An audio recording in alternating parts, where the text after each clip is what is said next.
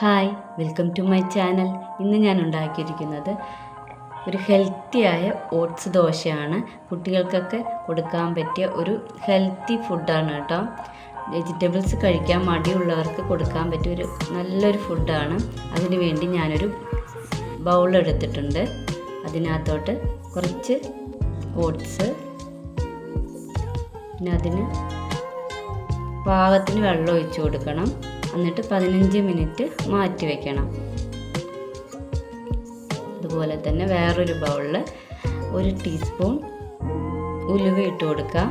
അതിനകത്ത് കുറച്ച് വെള്ളം ഒഴിച്ചിട്ട് 15 മിനിറ്റ് ഇതും മാറ്റി വയ്ക്കണം. ശേഷം ഒരു മിക്സിയുടെ ജാർ എടുത്തിട്ട് ഈ 15 മിനിറ്റ് റെസ്റ്റ് ചെയ്യാൻ വെച്ച ഓട്സും അതുപോലെ തന്നെ ഈ ഉലുവയും പിന്നെ കുറച്ച് പച്ചമുളക്, നിങ്ങൾക്ക് ആവശ്യമുള്ള പച്ചമുളക് എരിവിന്, പിന്നെ പകുതി സവാള, കുറച്ച് ഇഞ്ചി, 3-4 ഉള്ളി, ആവശ്യത്തിന് ഉപ്പ്, പിന്നെ കുറച്ച് വെള്ളം ഒഴിക്കണുള്ളൂ. കാരണം ഓൾറെഡി കുറച്ച് വെള്ളം നമുക്ക് അതിനകത്തുണ്ട്. അതൊക്കെ കൂടി നന്നായി അരച്ച് ഒരു ബൗളിലോട്ട് മാറ്റി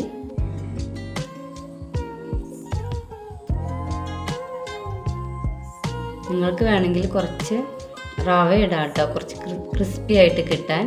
ഞാൻ റവ ഇതിൽ ചേർക്കുന്നില്ല. അതിലേക്ക് കുറച്ച് ക്യാരറ്റ്, കുറച്ച് മല്ലിയില, കുറച്ച് ചീര, ഇതൊക്കെ ഞാൻ ആഡ് ചെയ്യുന്നത്. എൻ്റെ മോള് വെജിറ്റബിൾസും ഇലക്കറികളൊക്കെ കഴിക്കാൻ പുറകിലോട്ടാണ്. അപ്പോൾ ഇങ്ങനെ ഇടുമ്പോൾ കുറച്ച് തരിതരിപ്പൊക്കെ ഉണ്ടാവും, എന്നാലും സാരമില്ല, എന്നാലും ടേസ്റ്റ് ഉണ്ടാവും കേട്ടോ. വളരെ ഹെൽത്തി ആയിരിക്കും. അപ്പോൾ നമ്മളിതൊന്ന് നന്നായി മിക്സ് ചെയ്ത് കൊടുക്കണം.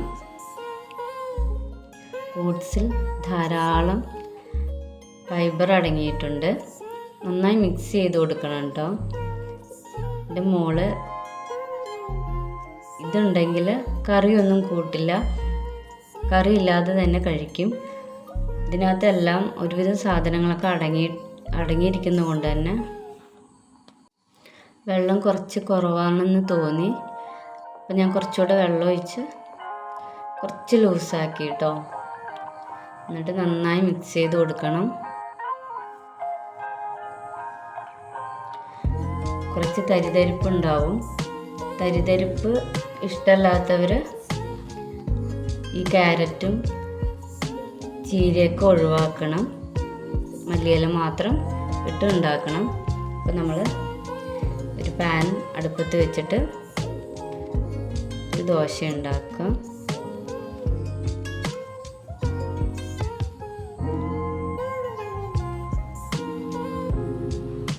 നല്ല ക്രിസ്പി ആയിട്ട് കിട്ടണമെന്നുണ്ടെങ്കിൽ ഉറപ്പായിട്ട് നിങ്ങൾ കുറച്ച് റവ ചേർക്കേണ്ടി വരും കേട്ടോ.